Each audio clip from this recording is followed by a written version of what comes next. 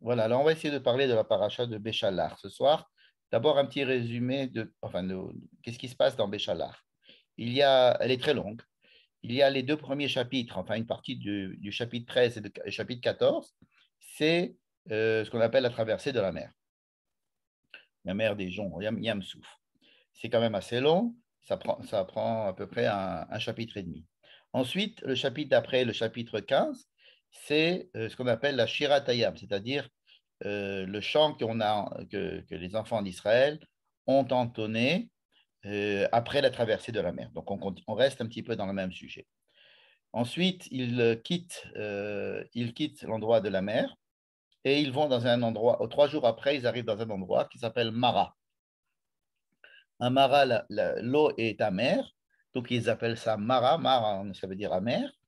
Et il se passe quelques petites choses là-bas, dont on ne sait pas trop ce qui se passe, mais en tous les cas, les commentateurs et les midrashim nous disent qu'à ce moment-là, beaucoup de lois déjà ont été données à Israël. Ensuite, il y a le chapitre 16. C'est un très grand chapitre où le peuple a quitté Mara, mais ils n'ont plus quoi manger. Ils ont fini donc de manger leur pain qu'ils ont sorti d'Égypte, etc. Ils n'ont plus de quoi manger, donc Dieu leur envoie la manne. Et donc, c'est le grand chapitre de la manne. Et il y a aussi, en dehors de la manne, qui est censée remplacer le pain, ils veulent aussi de la viande, alors on leur envoie des cailles, et donc ils ont de quoi manger. Ensuite, ils continuent leur voyage, ils arrivent à un endroit qui s'appelle Rephidim, et là, ils n'ont plus d'eau, ils n'ont pas d'eau non plus, ils sont très embêtés parce qu'il n'y a pas d'eau à Rephidim, et alors Moïse frappe le rocher, et on leur envoie de l'eau. Il y a aussi la guerre avec Amalek. Donc, vous voyez qu'il y a énormément d'événements. Pour essayer de résumer ces événements sur le plan chronologique, j'ai fait un petit tableau. Le 15 Nissan, ils sont censés être sortis d'Égypte. Donc, ils sont sortis. Ramsès, c'est une ville en principe égyptienne. Ramsès est une ville égyptienne. Ils quittent Ramsès, donc le 15 Nissan, et ils vont dans une ville qui s'appelle Sukkot. Bon. Ensuite, ils vont dans une autre ville qui s'appelle Etam. Mais là, il y a un changement d'itinéraire qui apparaît justement au début de notre paracha. Ils vont faire un demi-tour et retourner en arrière à un endroit qui s'appelle Pi Hachirot. C'est un nom d'endroit très, très sympathique. Ça veut dire la bouche de la porte de la liberté, Pi Hachirut. Et ensuite, ils vont arriver dans un cul-de-sac juste en face de la mer. Quand est-ce qu'ils vont arriver à la mer?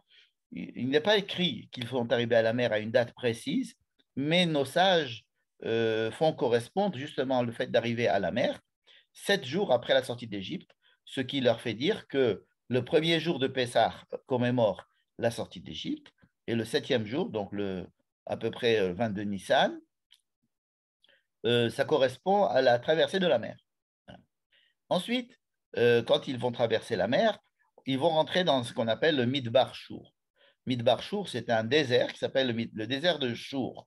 Aujourd'hui, si vous demandez où se trouve le Midbar Shur, on n'en sait rien, mais c'est à peu près dans le sud d'Israël.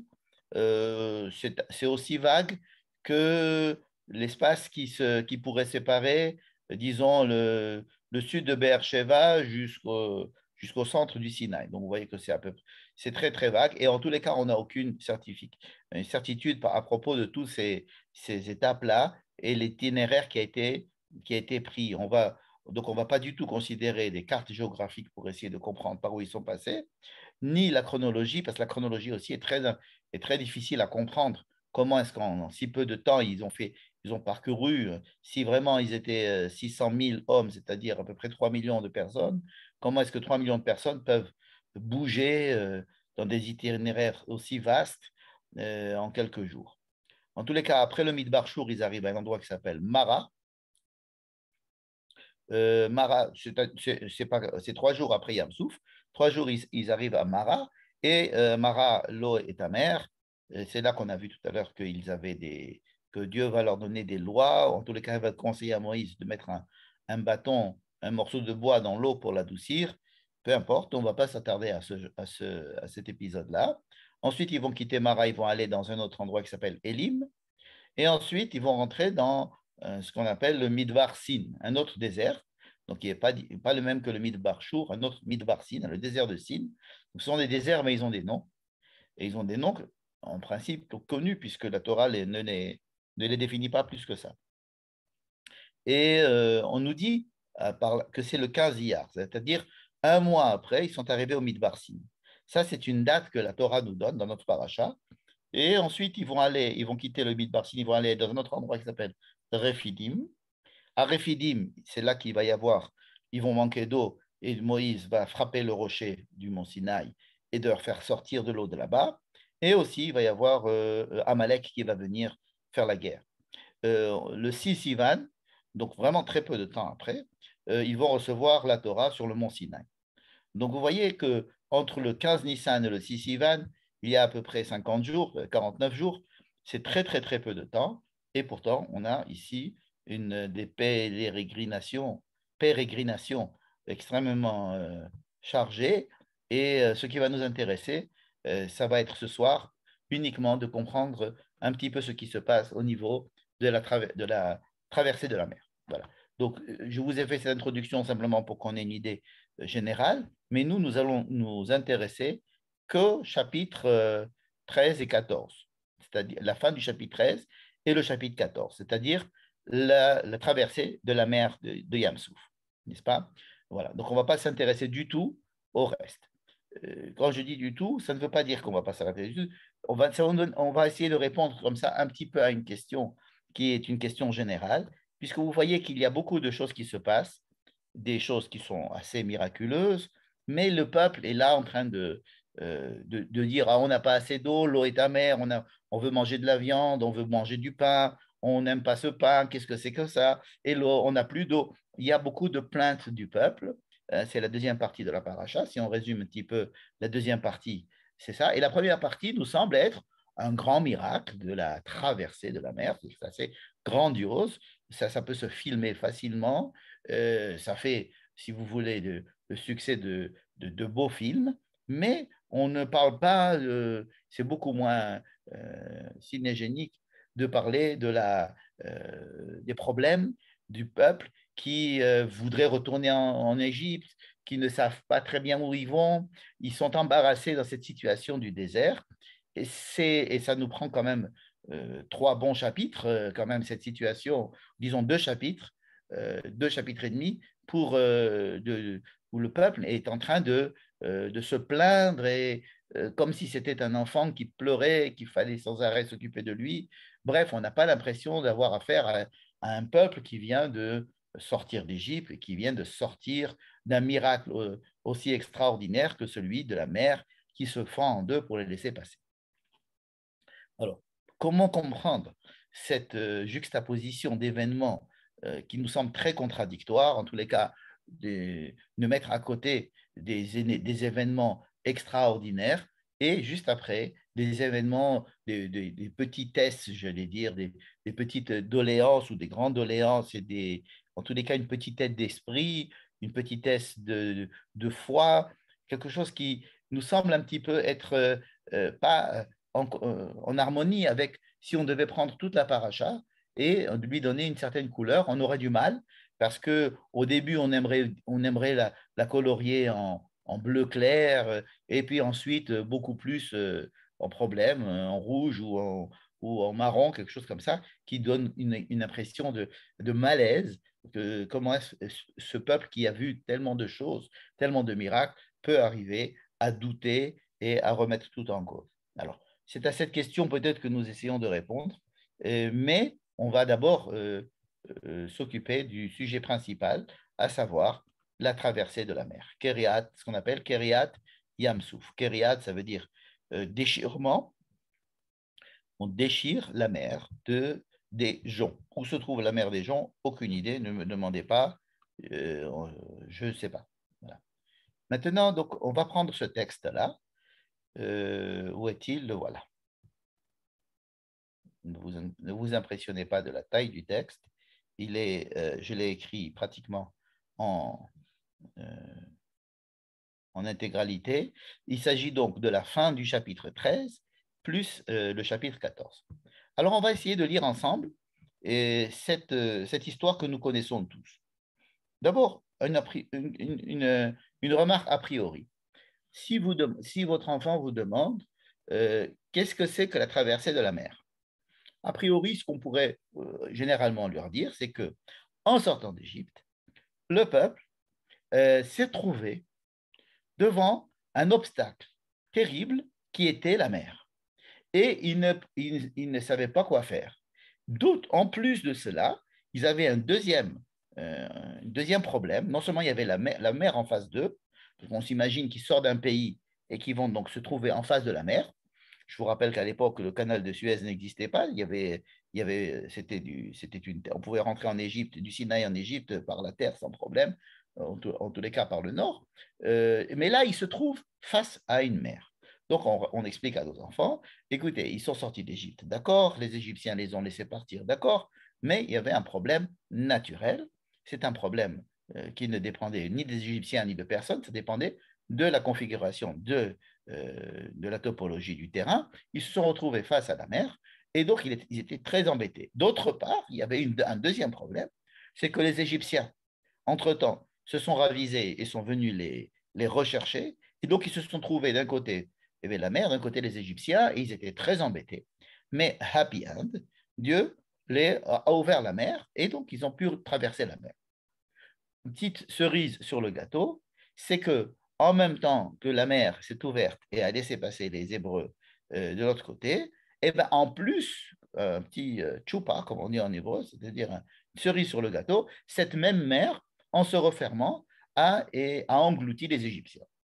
Donc, on s'est trouvé avec deux problèmes à la base et on se retrouve avec deux solutions, si vous voulez, deux miracles.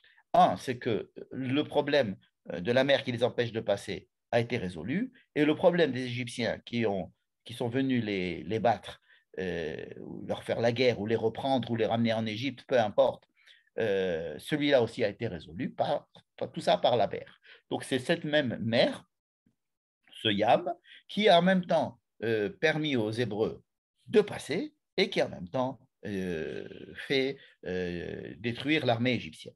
Donc, vous admettrez que c'est la manière que l'on a traditionnellement d'expliquer ce qui s'est passé, n'est-ce pas? Donc, en sortant, il y a eu deux problèmes et les deux problèmes ont été résolus par miracle. Voilà. Ce que je vous propose là, c'est de faire une lecture un peu différente de cette histoire que nous avons traditionnellement en tête. Donc, on va commencer le texte, si vous voulez bien. Vaïhi beshalach paro et ta'am. Alors, je vous rappelle que euh, le mot vaïhi introduit en général des problèmes. Vaïhi, c'est yehi, c'est-à-dire quelque chose qui va se passer dans le futur.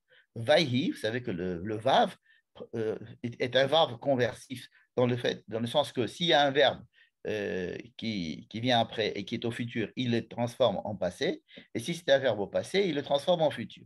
N'est-ce pas? Donc, dans la Torah, c'est comme ça. Yehi, il sera. Vaïhi, et il fut. Alors, on dit que quand vous transformez le futur en passé, c'est pas bon signe. En tous les cas, on dit que dès qu'il y a écrit Vaïhi, ça veut dire qu'il ne va pas y avoir des choses sympathiques qui vont se passer après. Par exemple, la Megillat Esther, c'est Vaïhi, Bimé Achashverosh, au temps d'Achashverosh, et il y a eu tous les décrets contre les Juifs. Donc, on se demande qu'est-ce qui va se passer ici de désastreux. Vaïhi. Ben justement, voilà ce qui s'est passé de désastreux, c'est Béchalar Paro et Aram. Lorsque Pharaon a renvoyé le peuple. Ben, quelle est la catastrophe ici? On sait bien qu'Israël est sorti d'Égypte. Oui, mais justement, il n'y a pas écrit qu'Israël sont sortis d'Égypte. Il y a écrit que Pharaon les a renvoyés. Vous allez dire, c'est la même chose, parce qu'il voulait sortir. Pharaon ne voulait pas qu'ils sortent. Maintenant, Pharaon a accepté qu'ils sortent. Ben, ils sont sortis. Alors, qu'est-ce qu'il y a quel est le problème? Le problème, justement, c'est que on se demande si c'est les Juifs, c'est les Hébreux qui sont sortis d'Égypte, ou si c'est l'Égypte qui les a renvoyés. Vous allez me dire, quel est le problème? Le problème, c'est que si c'est eux qui veulent sortir avec une volonté telle qu'ils en ont marre de l'Égypte et qu'ils veulent vraiment quitter l'Égypte, alors oui, on pourrait dire, Betzet Israël et Mitzrayim, lorsqu'ils sont sortis d'Égypte. Or, ce n'est pas le cas. Ici, c'est Pharaon qui les a renvoyés. Ils sont sortis avec une main forte, une main qui les a, ou Dieu qui a voulu les faire sortir, Moïse qui a voulu les faire sortir, et Pharaon qui leur a dit, allez, sortez d'ici, j'en ai marre. Bon. Et c'est ça peut-être le problème de toute la paracha. C'est que le fait que Pharaon va renvoyer le peuple, ça, ça préfigure du gros problème, qui est que le peuple n'est pas encore sorti d'Égypte complètement dans sa tête. Bon. Donc, c'est-à-dire que le texte prend en compte justement cet état de fait. Alors Dieu ne les a pas fait passer par un chemin, peu importe lequel. Disons communément admis que ce serait de passer en longeant la mer Méditerranée pour entrer en terre de Canaan. Un chemin assez court, rapide, probablement celui que nos ancêtres ont emprunté à chaque fois qu'ils devaient descendre en Égypte et remonter en Canaan. Donc Dieu a décidé de ne pas faire cela parce qu'il a dit le peuple n'est pas assez mûr, n'est pas assez adulte pour se confronter à la terre de Canaan et surtout soit aux guerres de conquête, soit aux guerres qui s'y passent. En tous les cas, il décide de ne pas faire entrer le peuple directement. Donc, il les a fait sortir d'Égypte, mais Dieu sent qu'il y a un problème. Celui qui est qu'ils ne sont pas encore assez mûrs. C'est comme si vous voulez quitter l'école primaire, mais vous n'êtes pas assez mûr pour entrer au collège ou au lycée. Alors, on est embêté, qu'est-ce que vous allez faire? Alors, on ne va pas vous faire redoubler les classes du primaire parce que vous n'êtes pas capable d'arriver au secondaire. Alors, pourquoi tu les as fait sortir du primaire tellement si tu penses qu'ils ne sont pas capables de rentrer au secondaire, n'est-ce pas? Parce que, justement, ce n'était pas prévu de les faire sortir tellement tôt, hein, mais ils n'en pouvaient plus. Ils étaient trop, ils étaient battus par les autres, il y avait une mauvaise ambiance, ils ne pouvaient plus rester au primaire. Bon, alors on les fait sortir du primaire, mais on ne les fait pas rentrer dans le secondaire. On ne les fait pas rentrer en terre de Canaan. Qu'est-ce qu'on fait avec eux alors, qu'est-ce qu'on fait avec eux? Vayaseb Elohim et Ta'am. Donc, on les fait tourner. On va les prendre et on va les faire tourner.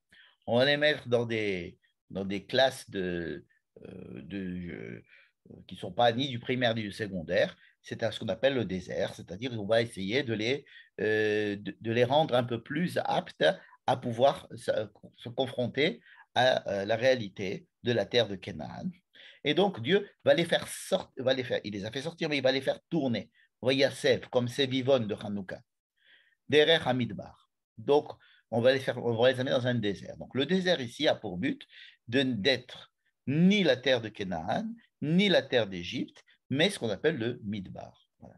Ils vont rester d'ailleurs dans le Midbar pendant toute l'année, toute la durée de toute la Bible, de toute la Torah. Dans toute la Torah, ils vont être dans ce Midbar. Et ce Midbar-là va être donc le théâtre d'une évolution, je veux dire, d'une éducation de ce peuple pour les faire passer d'un état à un autre état. Et il semble que le passage de cet état-là à l'autre n'est pas si simple que ça. Il n'est pas simple et ça va être le problème, le sujet, la préoccupation de toute la Torah à partir de maintenant. C'est-à-dire que depuis cet instant-là, jusqu'à la fin de la Torah, et même on ne va même pas complètement rentrer en terre de Canaan à la fin de la Torah, mais presque. C'est-à-dire que toute cette étape-là, on parle de 40 ans, peu importe si c'est vraiment 40 ou pas 40, mais en tous les cas, c'est une période qui va donc s'apparenter à des pérégrinations à l'intérieur du désert et dont le but, ça sera d'avoir des gens suffisamment mûrs et capables de pouvoir entrer en terre de Canaan. Donc là, nous avons le problème qui va nous occuper de maintenant jusqu'à la fin de la Bible, de la Torah, pardon. Et donc, il y a un changement d'itinéraire. Vaïsou Misukot, alors là, le texte nous parle de la sortie d'Égypte. Ils sont sortis de la ville de Sukkot. Rappelez-vous tout à l'heure, quand ils sont sortis de Ramsès, ils sont arrivés à Sukkot. Ils sont arrivés, Vayachanou Etam, ils sont arrivés à Etam, qui serait au bout du désert. Alors, qu'est-ce que c'est que ce bout du désert? Est-ce que c'est le bout du désert, le bon bout, c'est-à-dire le bout qui est à côté de la terre de Canaan, ou le mauvais bout, c'est-à-dire le désert qui est à côté d'Égypte? En tous les cas, ils sont au bout du désert, ou alors au bout d'un désert qui serait en forme de poire, comme ça, au bout d'une poire où il n'y a plus rien après, hein, au bout du monde.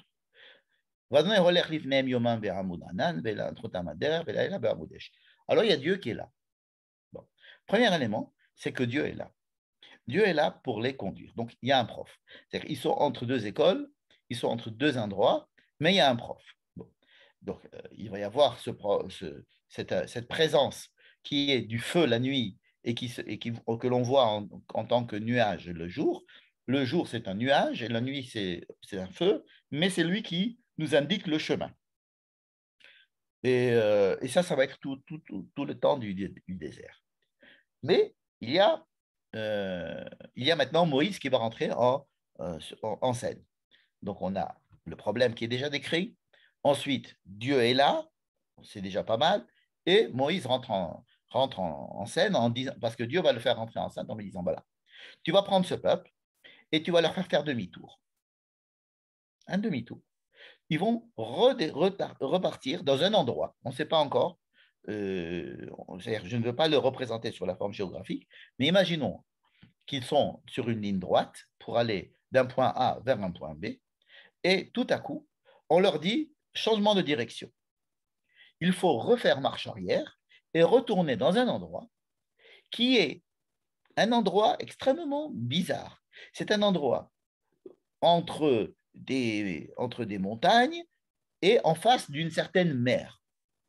C'est-à-dire que Dieu les amène dans un guet-apens, si j'ose dire, puisqu'il les amène dans un endroit, c'est Dieu qui choisit cet endroit, c'est-à-dire il les amène face à une mer. Et face à une mer, c'est-à-dire que ce n'est pas cette mer-là qui était un obstacle géographique comme on l'avait prévu, c'est au contraire une mer où il faut venir devant elle pour se sentir acculé devant la mer. C'est Dieu qui demande à Moïse de prendre ce peuple et de le mettre devant, au pied du mur, si c'était un mur, mais ce n'est pas un mur, c'est une mer, et de le mettre là, de le poser là.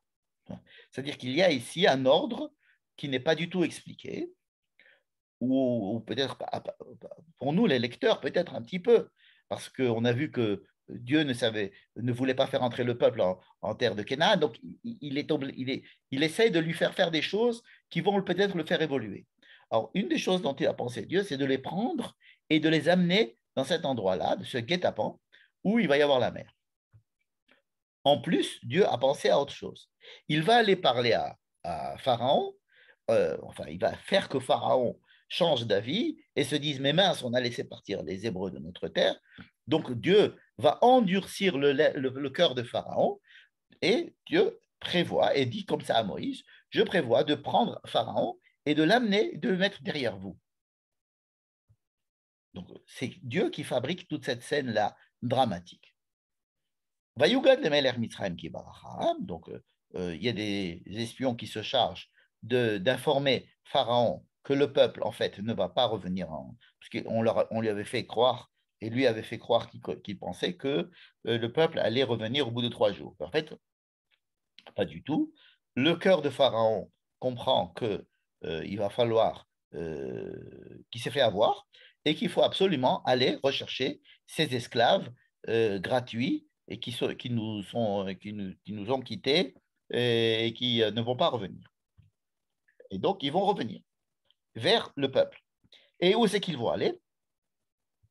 Ils vont venir. Alors, ils sont Sheshmeot Rechev Bachour. Ils sont 600 chars égyptiens et avec sur chaque char, il y avait trois officiers. Enfin, c'était la fine fleur de l'armée égyptienne qui arrive.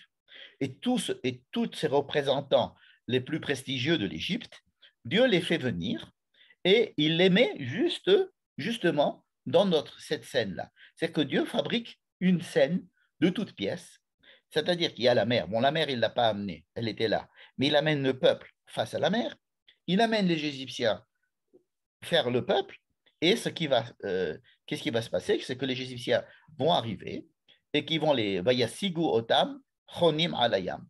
Ils arrivent justement lorsque Israël est coincé face à la mer. Et alors là, le peuple d'Israël les regarde. Et voilà que l'Égypte, c'est même plus Pharaon, c'est même plus ses soldats, c'est l'Égypte entière qui est là. c'est la représentation de l'Égypte elle-même. Et Dieu a tout fait pour que l'on ait l'impression que c'est l'Égypte qui est là. Ce ne sont pas simplement quelques militaires ou un bataillon, c'est l'Égypte. Vehine Mitzrayim, Nosé Acharem, Vayireu Meod, et donc le peuple arrive à un état de grande peur, Vayireu Meod. Voilà, on est arrivé à là. Comme si Dieu avait envie d'arriver à cette étape-là, d'amener Pharaon, et d'amener le peuple, et de créer cette situation, tout ça pour que le peuple ait peur. Le peuple commence à crier. Qu'est-ce qui se passe? Pourquoi? Ils vont chez Moïse, parce que Dieu ne répond pas. Ils vont à Moïse. Il dit, mais on avait tout ça pour ça. Tu nous as fait sortir d'Égypte avec les 10 plaies pour nous amener dans une situation comme ça où nous avons la mer, nous avons le pharaon. Qu'est-ce qui se passe? Est-ce qu'il n'y avait pas on avait au moins en Égypte, on aurait pu être enterré, alors que dans le désert, on va aller savoir, il n'y a même pas de Hebra Kadisha ici. Qu'est-ce que tu nous as fait? Pourquoi tu nous as fait sortir d'Égypte? Bref, ça paraît tout à fait naturel de leur part, en tous les cas, de riposter, de se dire qu'est-ce qui se passe autour de nous. Il y avait des gens qui n'étaient pas d'accord pour se faire vacciner, enfin pour sortir d'Égypte. Et alors on leur a dit, vous êtes complètement fous. Et puis voilà que maintenant, ils disent, ben, on avait raison de dire qu'il fallait pas sortir. Alors, voyons bien Moshe l'âme, Al-Tiraou. Bon, Moshe n'en sait pas plus que le peuple. Mais il essaye de calmer le peuple. N'ayez pas peur, il leur dit. Vous allez voir, Dieu va nous aider. Bon. Mais Moïse n'a pas beaucoup plus d'informations que ça.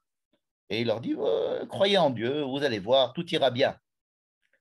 Dieu va nous faire la guerre. Dieu veut faire la guerre et nous n'avons rien à faire. C'est-à-dire que, bon, Moïse a peut-être quelques informations, on ne le sait pas. En tous les cas, lui, il a à moitié peur. Parce qu'il ne sait pas très bien ce qui va se passer. Il a l'impression que c'est quelque chose qui est dicté par Dieu, puisque c'est Dieu qui lui a dit, tu les prends, tu les mets là, moi je vais t'amener les Égyptiens, je vais les mettre ici. Donc, il sait que Dieu n'est pas fou à ce point, et donc que s'il les met dans cette situation, il y a pour le moment quelque chose qui va se passer, qui va avoir une happy end, mais il ne sait pas encore lequel. Bon. Et alors, Dieu dit à Moïse, écoute, calme-toi toi aussi, continue à marcher. Continue à marcher, mais vers où? Vers où? Puisqu'on a les Égyptiens derrière et la mer devant. Bon, alors il lui dit, voilà, c'est très simple. Tu prends ton bâton, tu le lèves, et tu vas voir que la mer va s'ouvrir. Et tu vas voir que la mer va s'ouvrir elle-même, et vous allez rentrer, plus la mer va se retirer, plus vous allez avoir de l'espace sec pour pouvoir rentrer. Donc, vous allez rentrer dans cette mer comme la première phase d'un tsunami, où la mer se retire. À l'époque, ils n'avaient pas encore les informations, comme dans ce cas-là, il ne faut surtout pas rentrer dans la mer. Si vous avez un début de tsunami, ne rentrez pas à la mer, il faut surtout se sauver. N'allez pas chercher les vagues un peu plus au fond. Bon, mais eux, ils ne connaissaient pas encore les lois du tsunami, et c'était peut-être pas un tsunami d'ailleurs, et ils rentrent dedans, et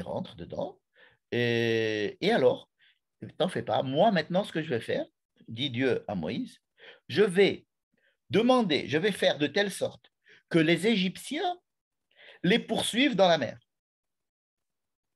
Au lieu de dire, et les Égyptiens, je vais les faire fuir, pas du tout. Il leur dit, mais je vais dire aux Égyptiens de venir vous poursuivre dans la mer. Et ainsi, Veyadeu Mitzraim Kiani Adonai. Et ainsi, les Égyptiens sauront que je suis Dieu. Comme si tout ça était fait pour qui? Tout ça, c'est pour enseigner aux Égyptiens que Dieu est Dieu. On sait que tous ces Égyptiens là vont mourir. Personne, je ne sais pas s'il y a des gens qui vont aller raconter cette histoire en Égypte, dans tous les cas. Veyadeu Mitzraim Kiani Adonai. Mon but est clair, c'est que je veux qu'on sache que je suis Dieu. Pourquoi? Alors, il y a quelque chose qui se passe, probablement décidé par Dieu, c'est que le peuple d'Israël était protégé par un nuage qui avait la forme d'un nuage le jour et qui prenait la forme d'un feu la nuit. Il est très probable qu'il y ait eu un feu, c'était un feu, qui était entouré de nuages.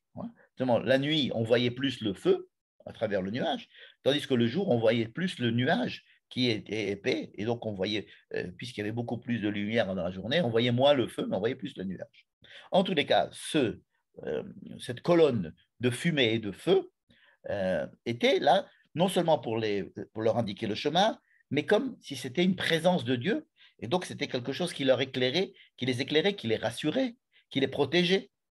Et voilà que cette colonne de feu, qui était toujours devant eux et qui les protégeait et qui les rassurait, les quitte.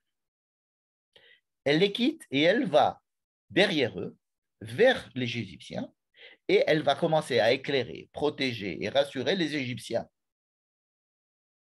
Et donc, elle va séparer les Hébreux. Il va y avoir une petite séparation entre les Hébreux et les Égyptiens, comme si cette colonne de feu qui représente, si vous voulez, la présence d'un ange de Dieu, vient et va dire aux Égyptiens, va indiquer le chemin aux Égyptiens. Donc, nous sommes maintenant au début de la nuit.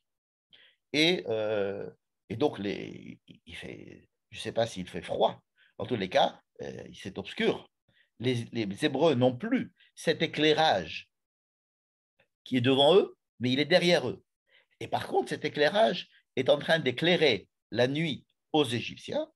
Et pendant que le peuple d'Israël, les Hébreux, rentrent à l'intérieur de la mer, les Égyptiens, rassurés par cet éclairage privé qu'ils viennent de recevoir maintenant, comme si Dieu avait abandonné Israël et était venu les aider à eux, les Égyptiens, et alors ils sont rassurés et ils rentrent derrière les Hébreux. Ce qui fait que, comme un aimant, cette colonne de fumée et de feu va attirer les Égyptiens pour rentrer eux-mêmes à l'intérieur de cette mer qui s'est retirée. וישם אבו נענן מפניהם, וימונכם, ויבואו כל מחנה מישראל ובין מחנה ישראל, ויענן, ויית משה את ידו על הים, ויולך לנו את הים ברוח קדים. Je vous passe les détails de la réalisation de ce genre de miracle par Moïse et par Dieu qui envoie un grand vent pour que ces choses-là se passent.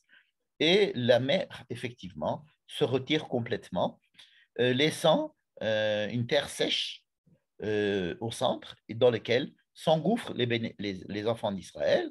Derrière eux, les Égyptiens, ils rentrent attirés à la fois par les Hébreux qui sont rentrés dans un cul-de-sac, mais aussi rassurés par cette nuée que Dieu leur envoie maintenant et qu'a déplacé depuis le peuple d'Israël vers eux. Et c'est comme ça qu'ils vont être attirés comme un aimant des Égyptiens à l'intérieur de la mer. Et tout le monde rentre. Il y a les Hébreux et les Égyptiens. Les Hébreux ont un petit peu d'avance, ils sortent de l'autre côté, ou de l'autre côté vraiment, imaginons que ce soit une mer comme un grand fleuve qu'il faut traverser, ou d'autres théories qui pourraient dire qu'ils ont fait un arc de cercle, ils sont ressortis de l'autre côté.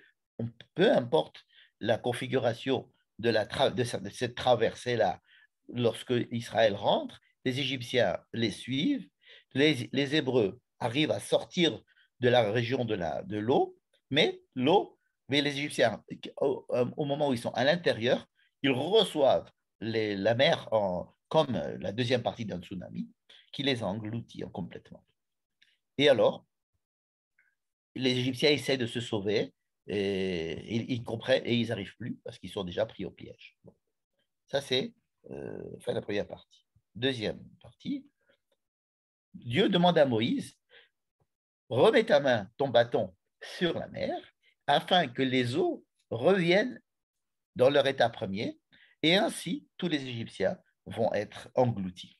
C'est ce que Moïse fait et donc la mer revient engloutir tout le peuple, tous les Égyptiens. Vous venez Israël, les Hébreux étaient dans le sec, au milieu de la mer, mais dans le sec. Ils avaient de l'eau de part et d'autre, à droite et à gauche, et Dieu a sauvé le peuple d'Israël de la main des Égyptiens. Voyard Israël et Mitraïm met à Zephatayam, et alors le peuple d'Israël a vu l'Égypte morte.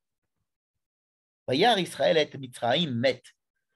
Comme si ça c'est le deuxième but. Alors, le premier but c'était que les Égyptiens connaissent Dieu. Maintenant, on voit que le principal but c'était que les Hébreux voient l'Égypte morte. Qu'est-ce que ça veut dire quoi? Ils ont vu l'Égypte mourir. Voyez, Israël et Mitzraïm mettent. Ils ont vu pas les Égyptiens morts, l'Égypte entière.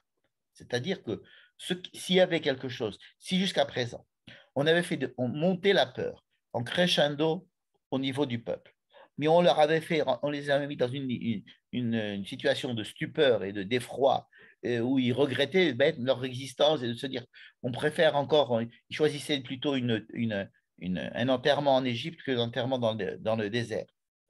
Et voilà que maintenant, de cette grande peur naît un happy end, mais tel que le happy end est à la mesure de la peur qu'ils ont subie.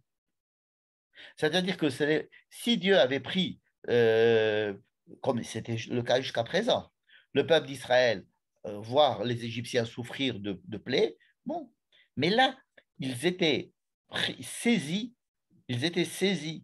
entre la mer et les Égyptiens, comme s'ils étaient maintenant, s'il fallait exorciser de leur cœur cette histoire-là de l'Égypte. Voir l'Égypte morte devant leurs yeux, c'était comme si quelqu'un qui a une très grande stupeur de quelque chose voit ensuite cette chose-là s'effondrer, j'allais dire fondre devant eux, ne plus exister. Il y a alors non seulement la disparition de la peur, mais la naissance d'un sentiment nouveau qui est celui que si j'avais à l'intérieur de moi une certaine attache envers cette civilisation égyptienne, voilà que je vois la civilisation égyptienne entière devant moi qui s'effondre. Voilà ce qu'il voit à la fin de cette histoire, c'est qu'il voit la civilisation égyptienne s'effondrer complètement. Vayar Israël et Ayagedola et c'est ainsi qu'ils se rendent compte, le peuple voit la main forte que Dieu a fait en Égypte. Ici, il est possible qu'il s'agisse de ce miracle qui vient de se passer, où la mer s'est retirée et que la mer a englouti les Égyptiens. Il se peut aussi qu'ils comprennent aussi ce qui s'est passé pendant les 10 plaies d'Égypte, puisque cette yad, c'est 5 fois plus puissant que les plaies. Pourquoi on dit que c'est cette yad, cette main qui comporte 5 doigts, est 5 fois plus forte, comme on dit dans la Haggadah, que une plaie qui était en Égypte, c'est que s'il y avait ce qui s'est passé en Égypte, c'était comme un doigt, et là, c'est comme une main, c'est-à-dire ils ont intégré quelque chose de beaucoup plus profond à l'intérieur d'eux. Je vais prendre le même texte que nous venons de lire et je vais souligner ou colorier en rouge tout ce qui concerne les Égyptiens et en vert tout ce qui concerne les Hébreux. Bon, vous allez voir pourquoi. Voici le même texte. Vous voyez, c'est le même texte. Et on va voir une vision, si vous voulez, un peu plus, voilà. Et vous voyez que la partie rouge qui concerne les Égyptiens, ce sont que des versets qui concernent l'Égypte. Et bien plus importante que les versets qui concernent les Hébreux. Simplement sur le plan quantitatif. Si on s'était dit que le but, quel était le but de toute cette histoire? On avait dit au début que si on avait à raconter ça à nos enfants, on aurait dit, ben, écoutez, ils sont sortis d'Égypte, et puis il y avait un problème, c'était la mer. Ensuite, il y a un deuxième problème, c'était l'Égypte. Et puis, d'un seul coup, on a résolu les deux problèmes. Or, on se rend compte que ce n'est pas ça. Que ici, Dieu prend l'Égypte et la mène ici, prend les Hébreux et les amène dans cette situation afin que l'Égypte subisse un certain sort, afin qu'il arrive quelque chose aux Égyptiens. Pourquoi est-ce que Dieu veut que les Égyptiens subissent cette chose-là? Alors effectivement, au début, on dit c'est pour que les Égyptiens reconnaissent Dieu. Mais il est beaucoup plus clair maintenant que le but, c'est de faire sortir l'Égypte du cœur des Hébreux. Après qu'on les ait fait sortir d'Égypte, il faut faire sortir l'Égypte des Hébreux. Les Hébreux sont sortis d'Égypte. Mais est-ce que l'Égypte est sortie des Hébreux? C'est-à-dire que on veut, première étape dans l'éducation de ce peuple, qui doit quitter l'Égypte et rentrer en terre de Canaan. Première étape, c'est de, de parler à cette Égypte qui existe en eux, dans leur imaginaire, dans leur cœur, dans leur culture, dans leur manière de vivre. Rappelons-nous qu'ils ont vécu des centaines d'années. Ce sont des vrais Égyptiens. Et les Juifs, quand ils habitent un pays étranger, ils sont ce pays étranger. Ils sont des citoyens à part entière de ce pays étranger. Ils peuvent être même pris en exemple même du, du meilleur citoyen du pays dans lequel ils sont. Il n'y a pas plus, il y a pas plus français qu'un juif français est fier de l'être. Rappelez-vous Dreyfus. Rappelez-vous du combat de certains juifs pour l'identité de ce pays où ils sont étrangers, mais qu'ils ont adopté. Donc, comment faire enlever du cœur des Hébreux l'Égypte, c'est un problème énorme. C'est un problème énorme. Et c'est pour ça que l'on va s'attaquer à l'Égypte. Mais alors, on va s'attaquer à l'Égypte, on va s'attaquer à Monsieur Pharaon, à ses chevaux, à ses chars, à ses officiers. Mais ce sont des images qui sont incrustées à l'intérieur du citoyen hébreu, égyptien, qui, lui, a pour lui, ce drapeau égyptien, c'est son drapeau. Ses chars, ce sont ses chars. Pharaon, c'est son maître. C'est Pharaon, même quand ils sont sortis d'Égypte, ils l'ont fait sur ordre de Pharaon. Et si toute cette histoire-là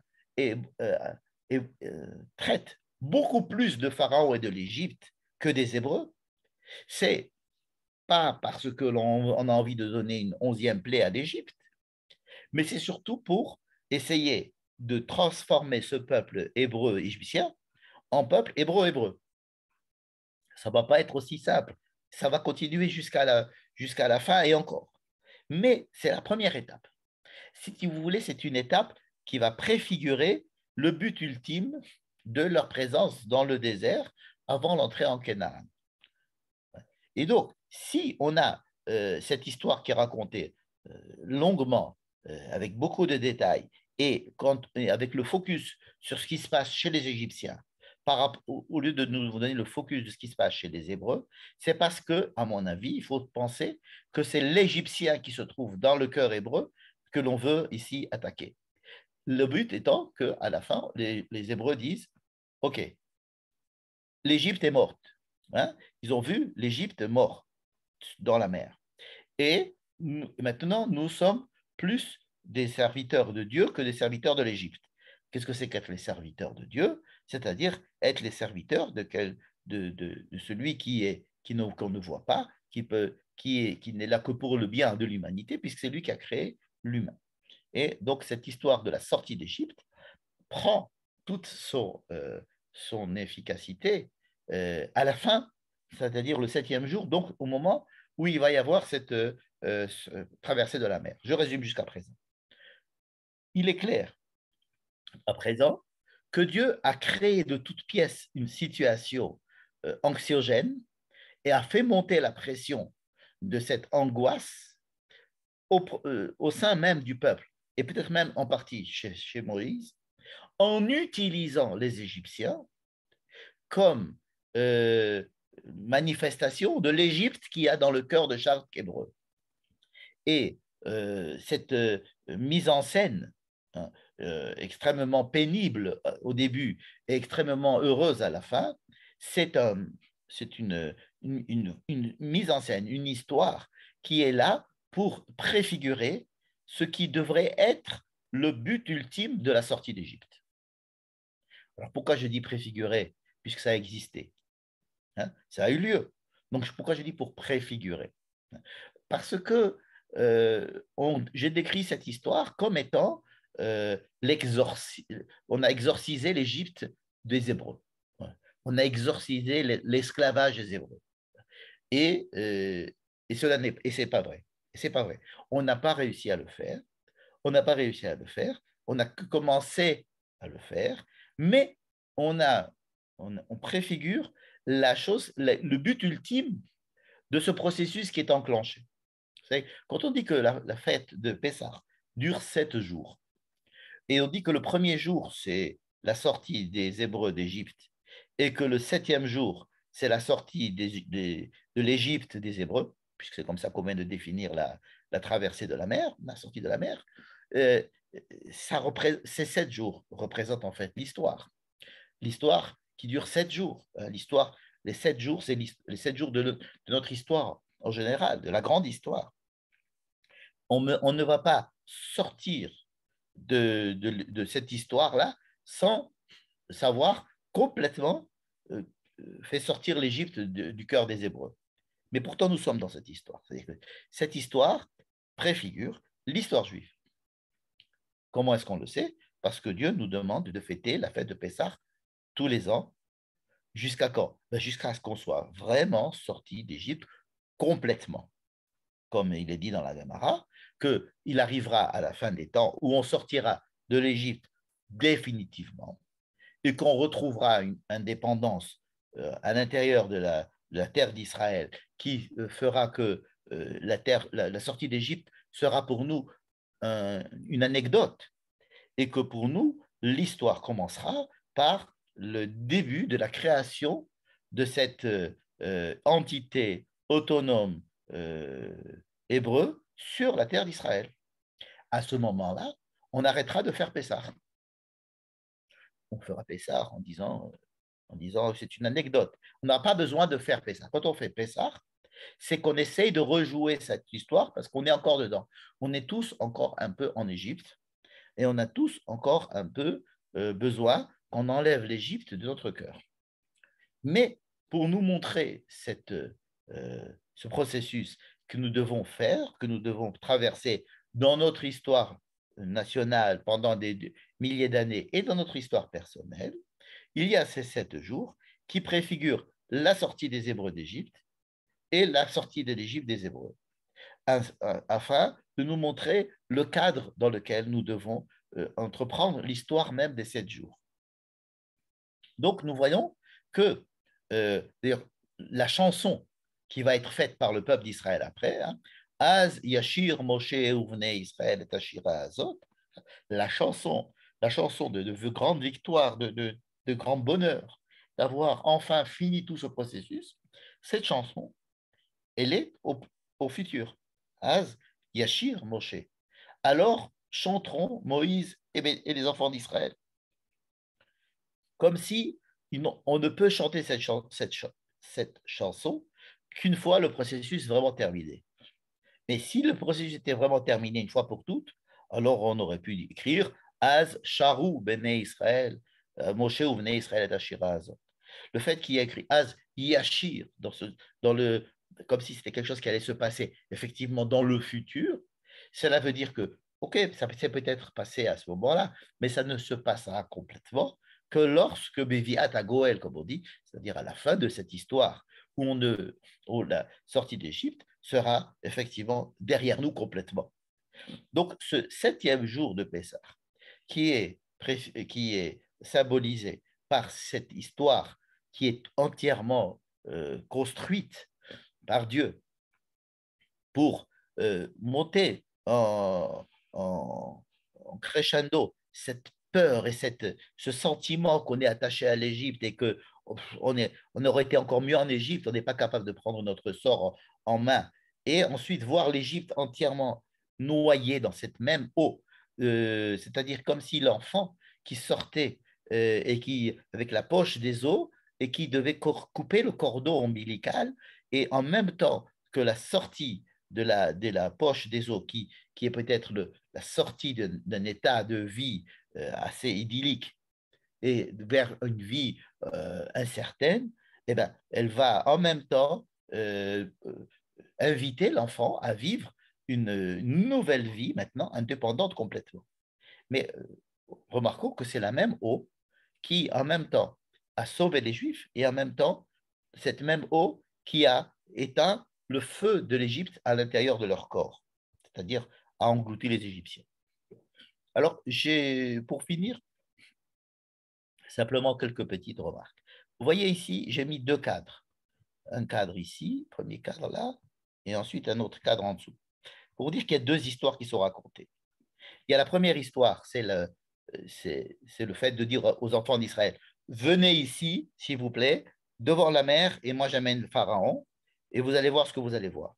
C'est-à-dire une histoire qui s'est finie avec une grande peur, une grande promesse, mais une grande peur.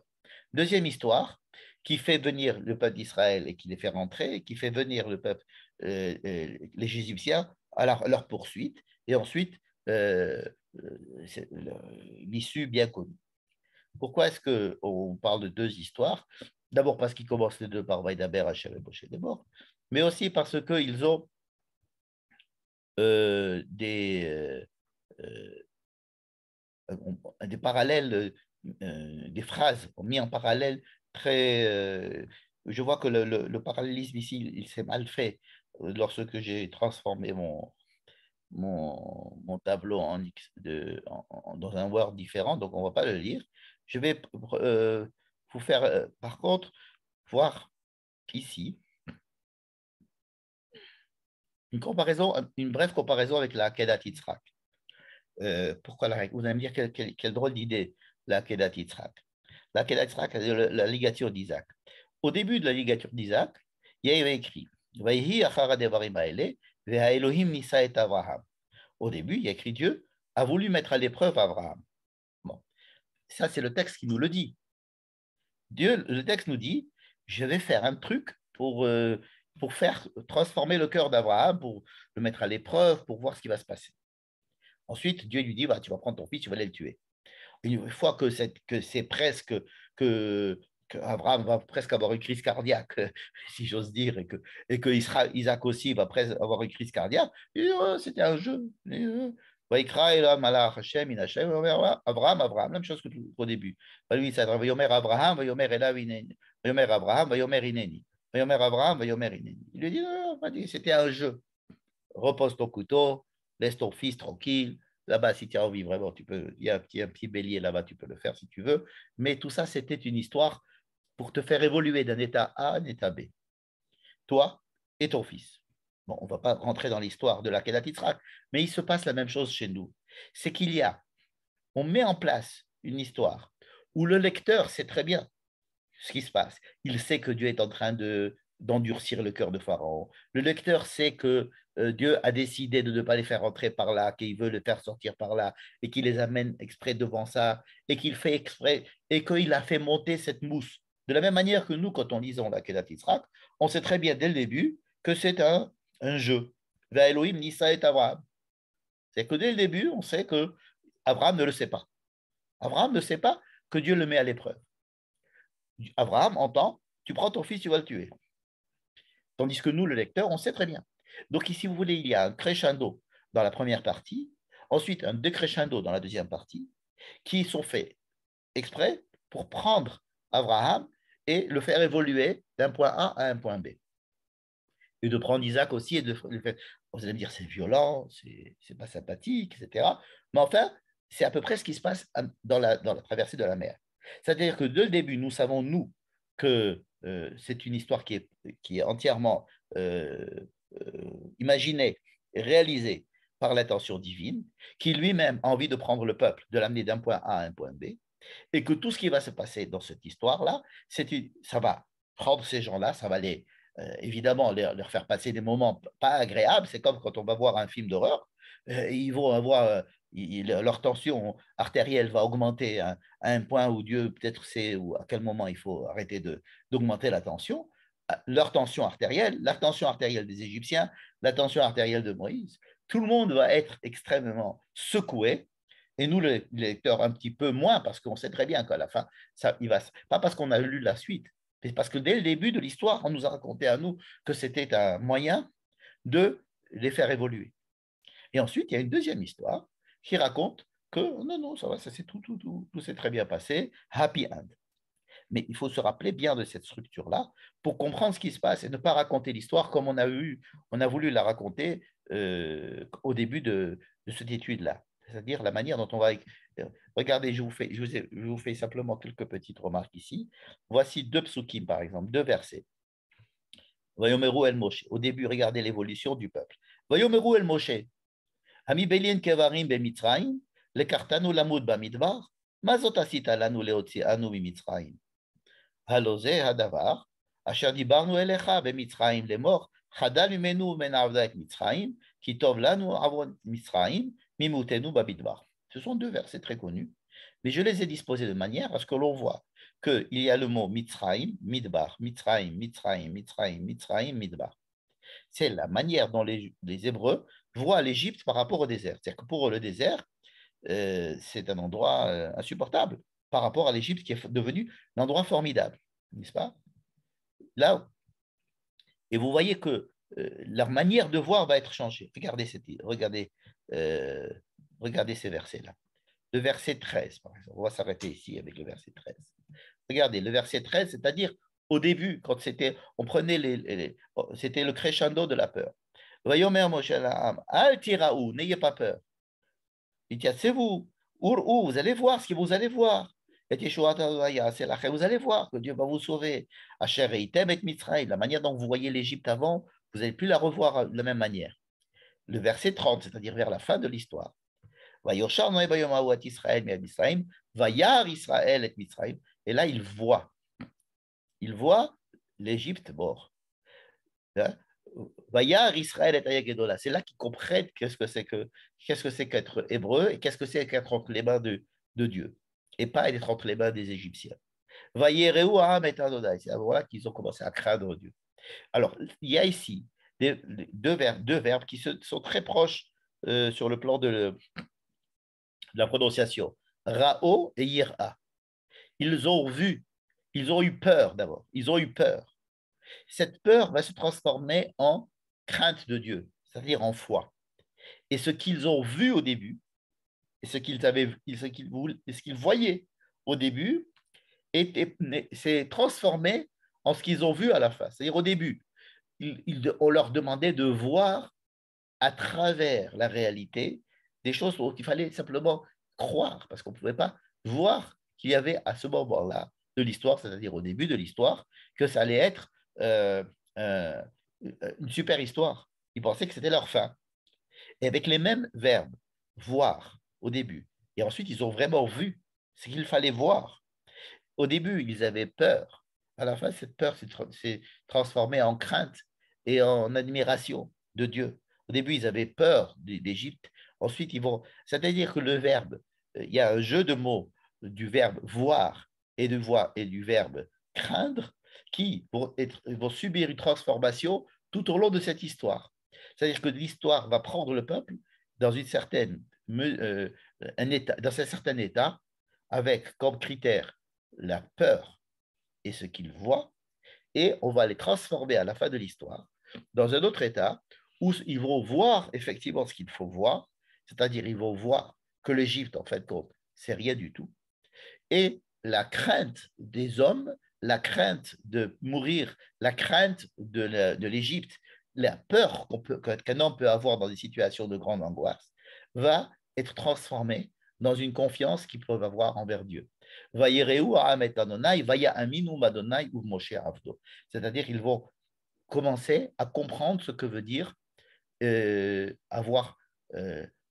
croire en Dieu. Croire en Dieu, c'est-à-dire donner sa confiance en Dieu, c'est-à-dire avoir la confiance dans l'histoire. Pourquoi? Parce qu'ils ne l'avaient pas jusqu'à présent. Ils étaient prisonniers de l'histoire, c'était des éléments de l'histoire. Et voilà qu'ils ont compris, ils ont été témoins que l'histoire, en fait, s'est complètement renversée et que c'était leur manière à eux d'aborder les choses qui étaient fausses. Et donc, ils ont commencé à avoir une autre vue de l'histoire. Ils ont vu une histoire en ayant confiance dans l'histoire qui les dépasse et donc de sortir d'Égypte, c'est-à-dire de sortir de l'instant où on a l'impression que c'est la fin du monde, on a l'impression qu'on est prisonnier du temps et de l'histoire et des hommes, et alors qu'avec une sortie de l'Égypte, on va revoir les mêmes événements de façon totalement différente, et donc on va avoir confiance dans la vie.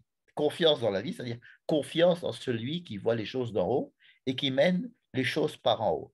Et c'est peut-être donc le but de toute cette sortie d'Égypte, de faire sortir l'Égypte de leur cœur, c'est faire sortir cette petitesse, cette étroitesse de vision que l'on a en général de la vie, et pour essayer d'ouvrir l'horizon, hein, d'ouvrir le champ de de la réalité pour nous donner une vision beaucoup plus large qui donne ce qu'on appelle l'espoir ou la confiance, et ici qui dit en hébreu par le mot Emouna. Voilà. Je vous remercie beaucoup. J'espère que vous avez compris que le rapport qu'il y avait avec tout le reste de la paracha, c'est que ce ne sont pas des petites choses et des petites craintes et des petits... C'est le peuple que nous sommes en train de reprendre à zéro pour essayer de passer d'un peuple bébé, enfant qui vient de naître, pour essayer de doucement l'éduquer pour qu'il soit capable de rentrer en terre de Canaan à la fin.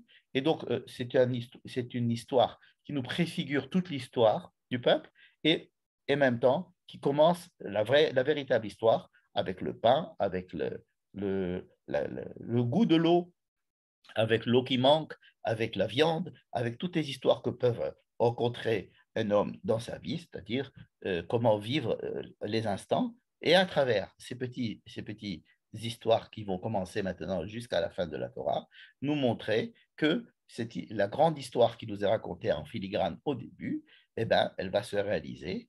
Et je vous remercie beaucoup de m'avoir suivi dans cette étude et vous invite à poser des questions si vous en avez. Moi, j'aurais peut-être une petite question. Oui. Si tu comprends